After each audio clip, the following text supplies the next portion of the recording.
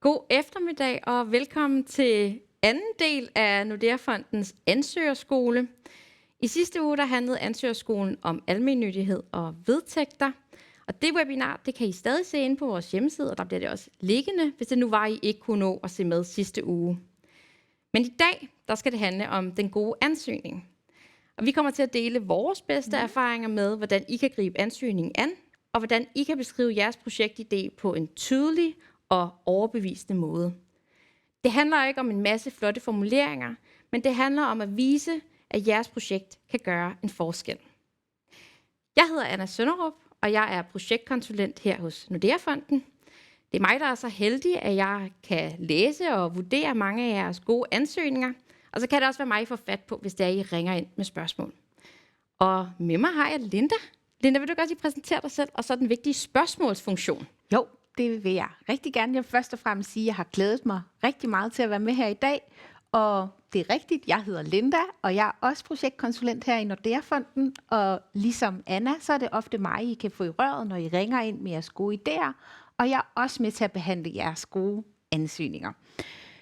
Og som Anna så fint påpegede, så et af formålene med i dag, det er, at I får besvaret alle jeres spørgsmål. Og det kan I gøre på 2 måder, eller I kan deltage på 2 måder. Den ene måde, det er via chatten, hvor I kan hilse på hinanden og måske sige, hvor I ser med fra. Vi kan se, der er allerede godt gang i den, og I er med både fra Vejle og Struer, så det er dejligt. Velkommen alle sammen. Og så er der også den funktion, der hedder stil et spørgsmål til talerne. Og det er den, I skal bruge, hvis I gerne vil stille et spørgsmål til enten Anna eller jeg. Og så vil jeg gøre mit allerbedste for at få samlet op og sørget for, at vi får besvaret de fleste undervejs. Jeg skal også huske at sige, at webinaret i dag det vil blive optaget, og at vi vil sende det ud til jer efterfølgende via mail. Og det vil også, som Anna også så fint siger, komme på vores hjemmeside. Ja. Og med det, Anna, vil du tage over igen? Ja, lige lidt flere praktiske informationer. Det her webinar det kommer til at vare lige omkring 30 minutter, og jeg vil komme med tips og tricks til den gode ansøgning i de første 15 minutter, og herefter vil der altså være tid til jeres gode spørgsmål. Og det kan jo være, at der kommer så mange spørgsmål, at vi ikke helt kan nå at besvare dem alle sammen. Og til det vil jeg bare sige, husk, at I altid er meget velkommen til at både ringe til os og skrive til os. Vi har også en hurtig vurdering, hvis I vil have vurderet jeres projektidé. Så der er også den mulighed efter webinaret. Og med det, så lad os springe ud i at skrive den gode ansøgning. At skrive en god ansøgning handler i bund og grund om at give jer, altså ansøgerne, den allerbedste mulighed for at opnå støtte til jeres projekt. Men vi ved også, at det samtidig kan være lidt svært at beskrive sit projekt på en klar og tydelig måde. Det kan være, at man synes, det er svært at skrive mere end en sætning eller 2. Det kan også være, at man glemmer vigtigheden af at beskrive ens målgruppe for projektet. Det kan også være, at man er så passioneret omkring det, man sidder og laver, at man helt glemmer at beskrive, hvad det er for nogle konkrete aktiviteter, der faktisk skal foregå. Det og meget mere vil vi komme omkring i dag. En god ansøgning kan se ud på rigtig mange forskellige måder, og det afhænger i høj grad af, hvad det er for et type projekt, I søger om støtte til. Der er for eksempel forskel på, om I søger om støtte til en airtrack til gymnastikholdet, en byfest eller lokal festival, eller måske renovering af forsamlingshuset, eller noget helt 4. eller 5. Der er dog nogle grundlæggende fællestræk i en god ansøgning, og det er dem, vi dykker ned i dag. En god ansøgning skal beskrive, hvilke aktiviteter projektet skal lave eller bidrage til. Det skal beskrive det lokale behov og engagement. Og en god ansøgning skal beskrive projektets målgruppe.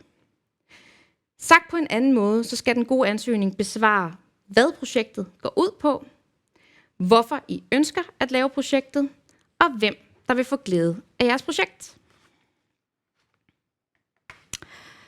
Nordea Fonden prioriterer hovedsageligt at støtte projekter, som er baseret på konkrete aktiviteter. Men hvad betyder det så egentlig?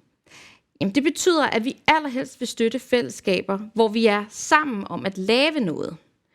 Aktiviteter kan være mange forskellige ting. Det kan være alt fra roning til bankoaftener til kulturelle arrangementer i kulturhuset eller forsamlingshuset osv. Det er derfor rigtig vigtigt, at I gør jer umage med at beskrive præcis, hvad det er, jeres projekt går ud på.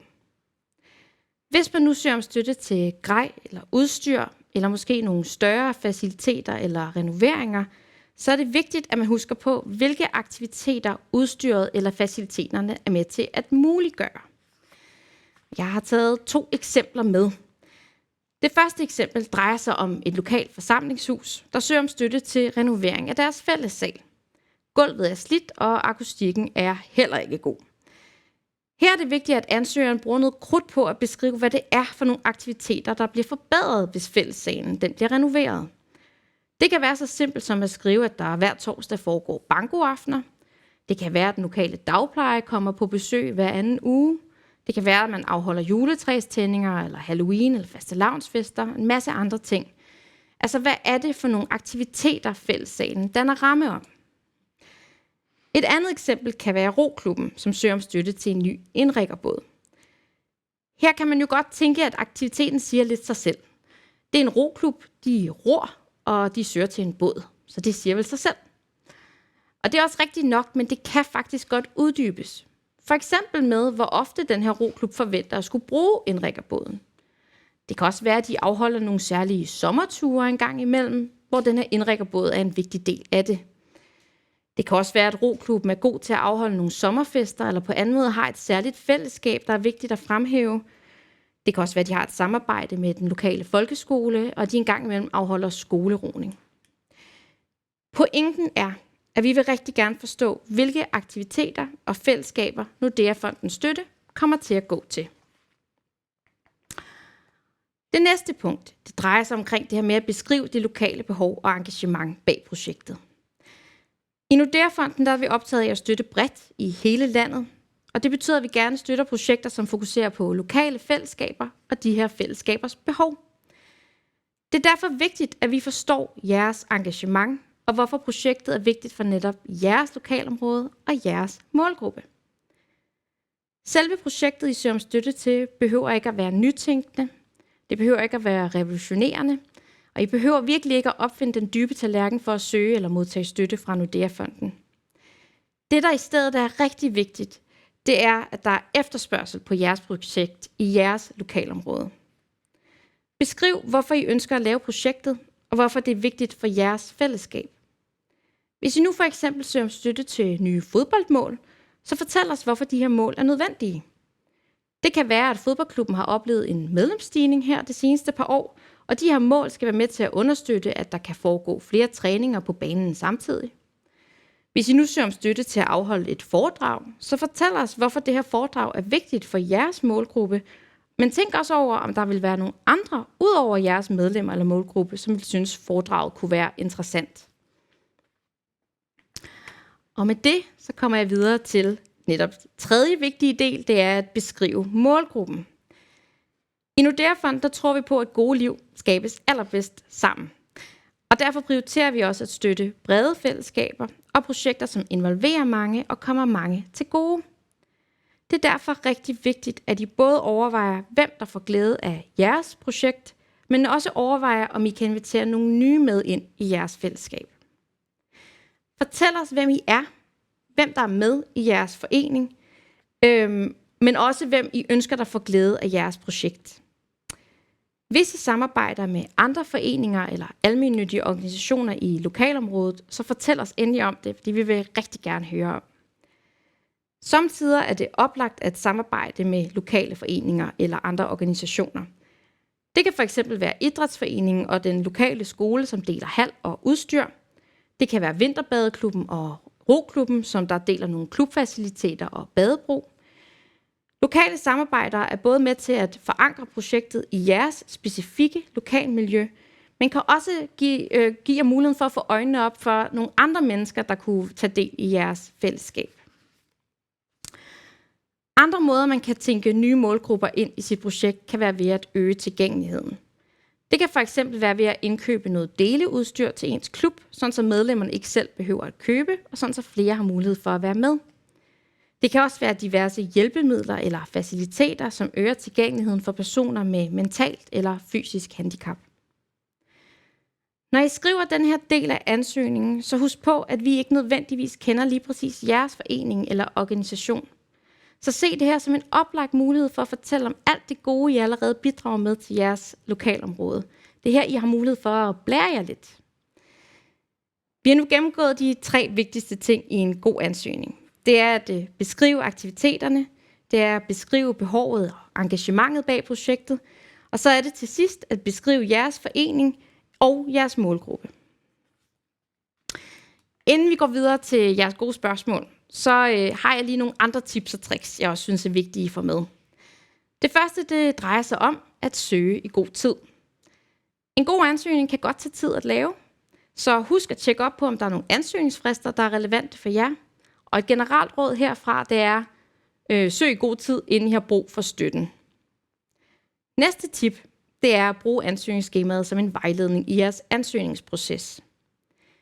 Alle ansøgninger til Nordea-fonden skal indsendes via vores online ansøgningsportal, som er at finde på hjemmesiden. Her vil I finde et ansøgningsskema, som langt hen ad vejen vil guide jer igennem, hvad det er for en type information, vi faktisk efterspørger omkring jeres projekt. Det er rigtig vigtigt, at I udfylder ansøgningsskemaet. Det er ikke nødvendigt at vedhæfte en udvidet projektbeskrivelse, da alle de vigtigste informationer bør fremgå i ansøgningsskemaet. Det tredje tip, det er at huske på, at en ansøgning altid vil være genstand for en helhedsvurdering. I kommer rigtig langt med en god ansøgning, men det er mindst lige så vigtigt, at I husker at vedhæfte vedtægter for jeres forening og et retvisende budget. Ingen af de her dele kan stå alene, og tilsammen udgør de en god og stærk ansøgning.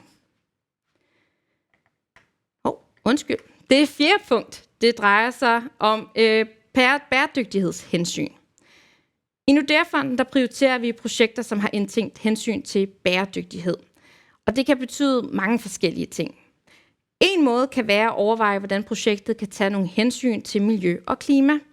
Det kan fx være det materialevalg, man træffer. Det kan være, hvordan man sorterer skrald, hvilken mad man serverer til et event, eller meget andet. Det kan være stort som småt. Et andet hensyn, man kan indtænke, er det her til sociale forhold. Det kan fx være, som jeg allerede var inde på, at øge tilgængeligheden for personer med mental eller fysisk handicap. Det kan være aktiviteter, der styrker fællesskabet, og også rigtig ofte aktiviteter, som inviterer nogle nye ind i fællesskabet. Og så til det sidste tip herfra. Det er at gøre jer umage. Her i Nordea-fonden, der bestræber vi os på at være en fond, som er tilgængelig for mange og som er nem at søge. Det er dog vigtigt at understrege, at det her med at gøre sig umage på ingen måde betyder, at jeres ansøgning skal være perfekt.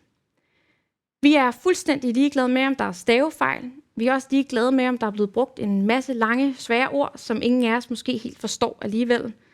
I behøver heller ikke at skrive en lang roman for at kunne indsende en ansøgning. At gøre sig umage betyder i stedet, at I har gjort jeres allerbedste for at beskrive de 3 vigtigste ting i en ansøgning, nemlig aktiviteterne, behovet og engagementet og målgruppen. Jeg vil også råde jer til lige at bruge vores hjemmeside, inden I skriver ansøgningen. Her har vi samlet rigtig meget god information, som der kan hjælpe jer på vej i processen.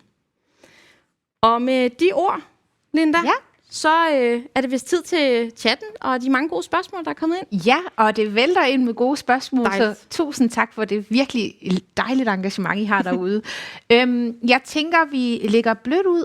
Ja. Der er nogen, der spørger, om vi har en ansøgningsfrist. Ja, det er jo et rigtig godt spørgsmål. Og til det kan jeg sige både ja og nej. Det kommer lidt an på, hvordan det er, I søger støtte.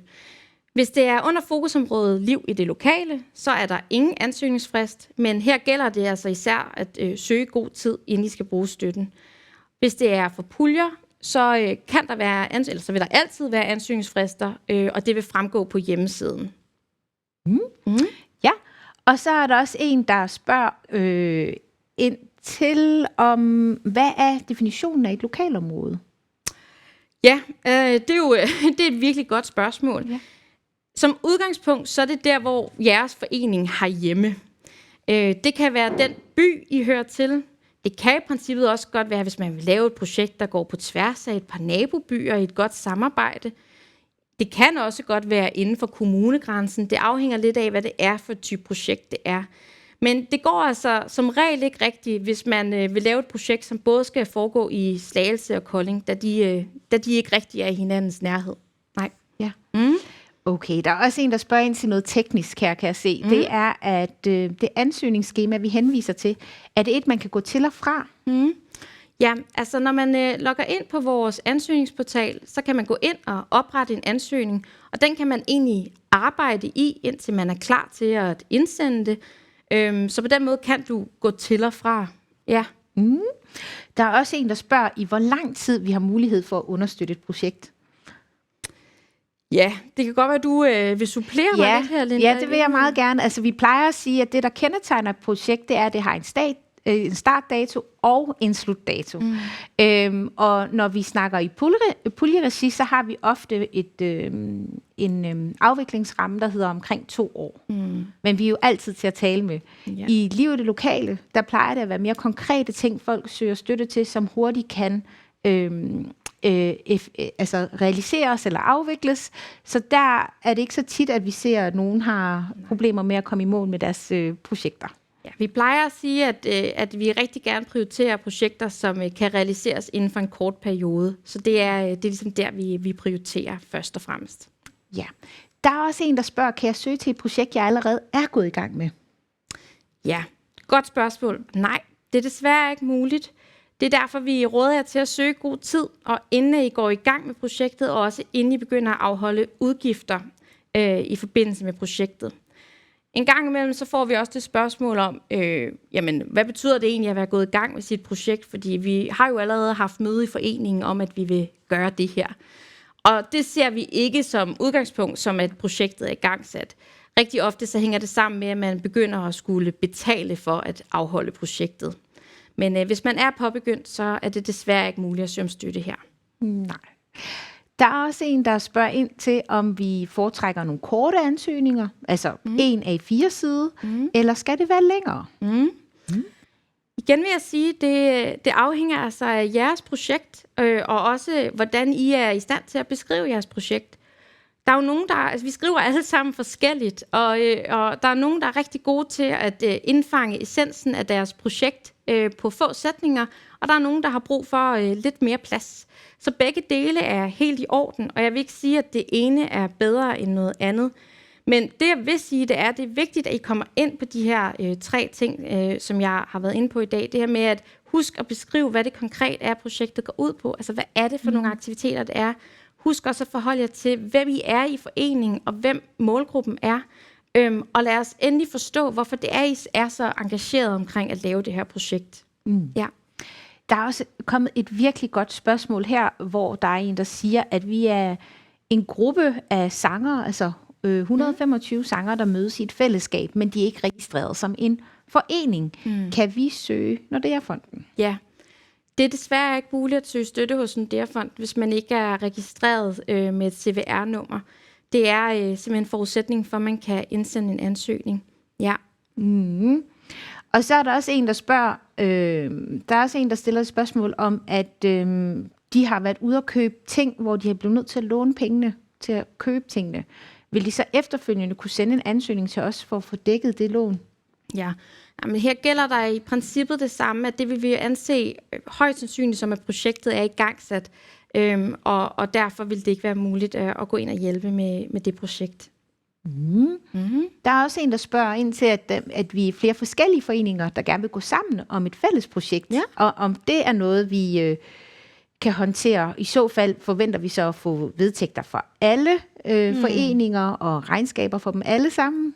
Ja, altså vi er rigtig glade for, når I går sammen i foreningerne og hjælper hinanden med at få gennemført et projekt. Det er rigtig godt, og som jeg også var inde på, så er det også med til at forankre projektet i jeres lokalmiljø. Så det lyder som en rigtig god idé.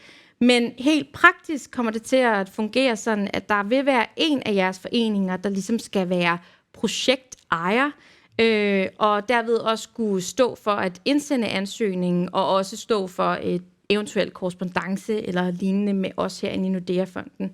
Så man kan kun indsende en ansøgning, men her vil det være rigtig vigtigt, at I skriver, at I er mange om at lave projektet. Som udgangspunkt vil det ikke være nødvendigt at indsende vedtægter for alle foreningerne. Det er nok, at det bare er ansøgeren, altså projektejeren, som der indsender sine vedtægter og et budget. Ja.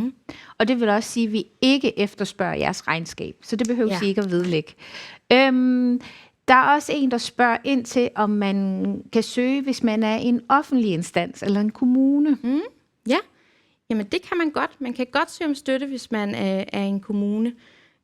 Så det er egentlig også bare rigtig fint. Ja. Jeg tænkte også på, der er også en, der spørger lidt, hvad er en aktivitet egentlig?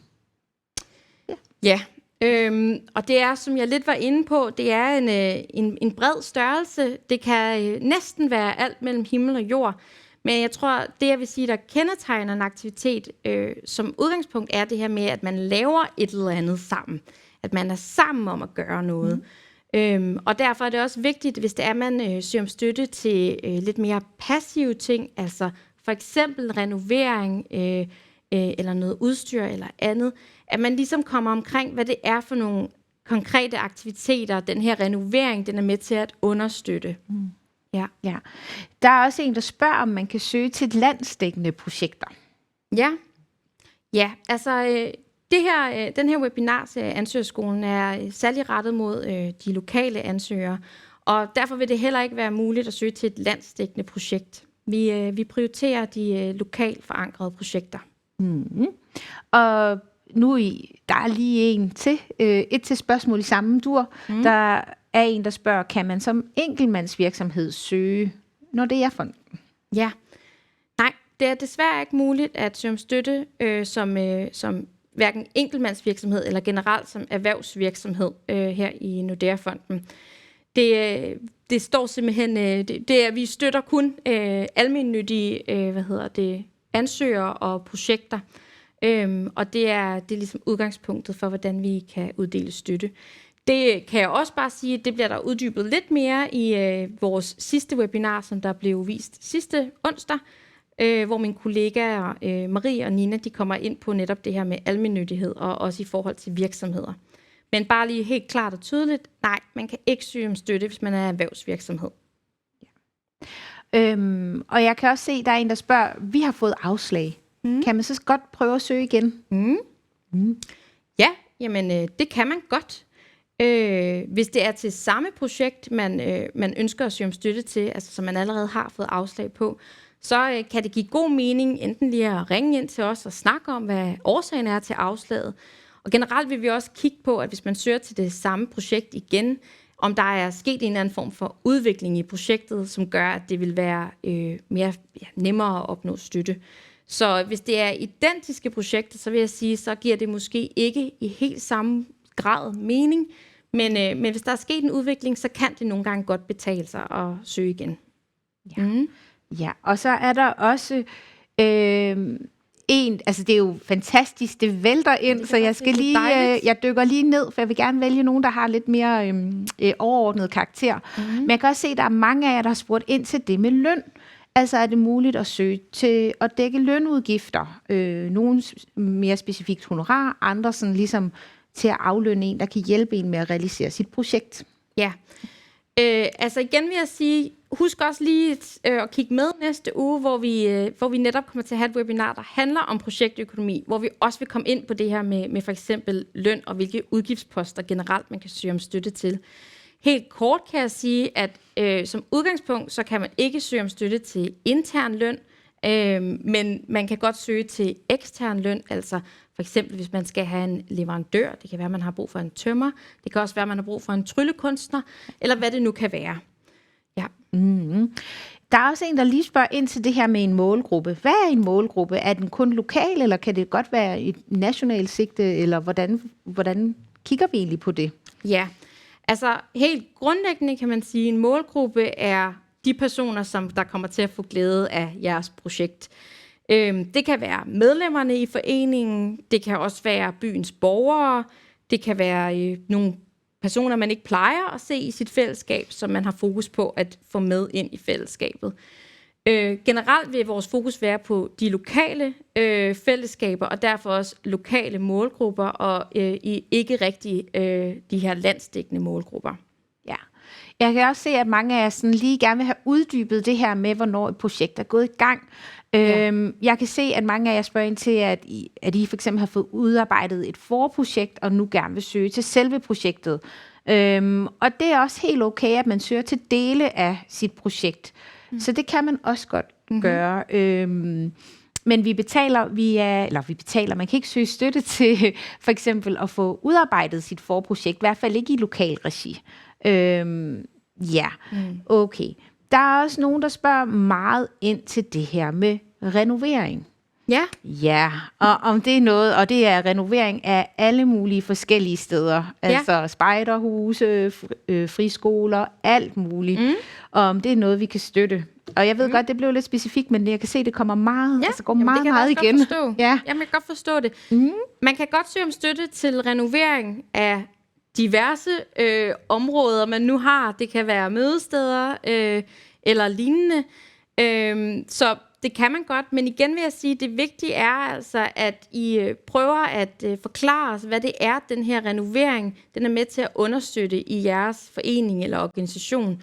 Så hvad er det, hvis det er, I får lov til eller får støtte til at renovere fællessalen? Hvad er det så, der skal foregå i den her fællessal? Og hvad foregår der allerede i fællessalen? Hvilke aktiviteter bliver endnu bedre, eller har lige nu svært ved at foregå, på grund af, at fællessalen, eller hvad det nu er, ikke er helt, som den skal være? Ja.